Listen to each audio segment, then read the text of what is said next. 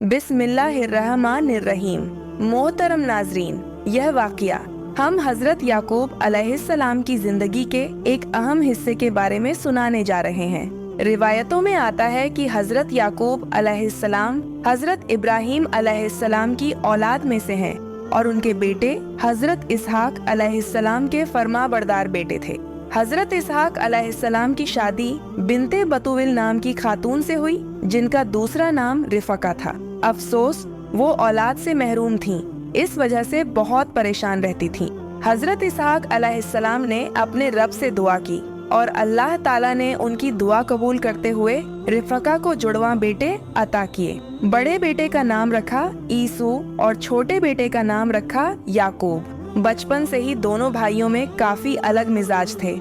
Issue शिकार का शौक रखते थे, जबकि याकूब अलैहिस्सलाम का झुकाव अल्लाह की तरफ था और वो अपनी वालिदा के ज्यादा करीब रहते थे।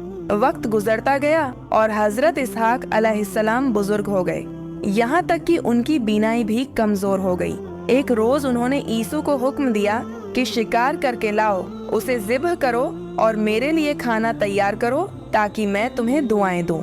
रिफका ये बात सुन रही थीं। उन्होंने चाहा कि ये खास दुआ याकूब अलैहिस्सलाम को मिले। चुनांचे उन्होंने जल्दी से 2 बकरियां ज़िब्ह की और खाना तैयार किया। फिर वो खाना याकूब अलैहिस्सलाम के हाथों हजरत इसहाक अलैहिस्सलाम को पेश कर दिया। हजरत इसहाक अलैहिस्सलाम ने सोचा कि ये ईसू ही हैं और उन्हें बरकत की दुआ दे दी।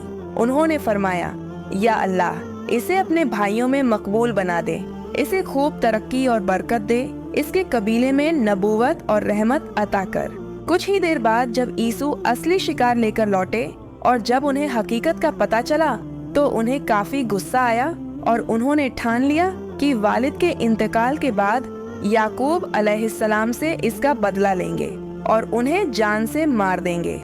जब रिफका ने ईसू की यह सब मनसा भांप लिया, तब उन्होंने याकूब अलैहिस्सलाम को हुक्म दिया कि वो कुछ वक्त के लिए अपने मामू लाबान के पास चले जाएं। चुनांचे हजरत याकूब अलैहिस्सलाम सफर के लिए निकल पड़े।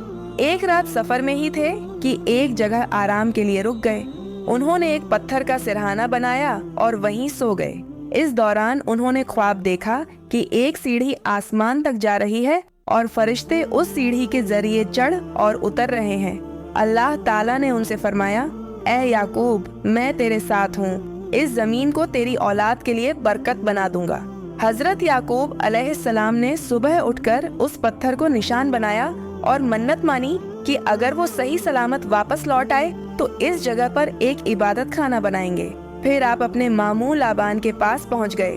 मामू लाबान की 2 बेटियां थीं। बड़ी का नाम लिया और छोटी का नाम राहील था। राहील हुस्नो जमाल में अपनी मिसाल आप थीं।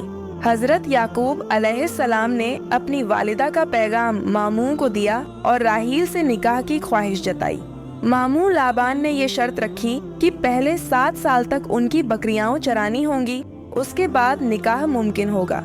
हजरत याकूब अलैहिस्सलाम ने ये शर्त कबूल की और 7 साल तक बकरियां चराते रहे। जब ये अरसा पूरा हुआ तो मामू ने निकाह का एहतमाम किया, लेकिन शादी के बाद देखा तो दुल्हन के तौर पर राहील की जगह लिया थी। ये देखकर याकूब अलैहिस्सलाम हैरान रह गए और सुबह मामू से शिकवा किया। मामू ने कहा, हमारे यहाँ बड़ा रिवाज है कि पहले बड़ी बेटी का निकाह होता है। अगर राहील से निकाह करना चाहते हो तो मजीद 7 साल तक बकरियां चराओ। हजरत याकूब अलैहिस्सलाम ने इसे अल्लाह का मंसूबा समझा और मजीद 7 साल बकरियां चराई। फिर उनकी शादी राहील से हो गई। उस दौर में 2 बहनों का निकाह एक ही मर्द से होना जायज था। बाद में तौरात की शरीयत में इसे मंसूख कर दिया गया। हजरत याकूब अलैहिस्सलाम ने 14 साल की मेहनत से अपनी मामू की 2 बेटियों से निकाह किया। अल्लाह ने लिया को कई बेटों से नवाजा, जबकि राहील औलाद से महरूम रहीं। राहील इस बात पर अफसुर्दा रहीं। उन्होंने अपनी बांदी बाला को हजरत याकूब अलैहिस्सलाम को हिब्बा किया ताकि उससे औलाद हो सके। इसी तरह बाला से भी याकूब अलैहिस्सलाम के बच्चे हुए। लिया ने भी अपनी बांदी जिल्फ को हिब्बा कर दिया। आखिर एक दिन राहील ने रोते हुए अल्लाह से बेटे की दुआ मांगी। अल्लाह ने उनकी फरियाद सुनी और उन्हें हजरत यूसुफ अलैहिस्सलाम जैसे नेक बेटे से नवाजा। 20 साल तक मामू के यहाँ रहने के बाद हजरत याकूब अलैहिस्सलाम ने अपने खानदान के साथ हिजरत का इरादा किया और मामू के घर से रुखसत हुए। दुआ है अल्लाह पाक हम सबको नेक अमाल करने की तौफीक अता फरमाए और हमारा खात्मा ईमान के साथ करे।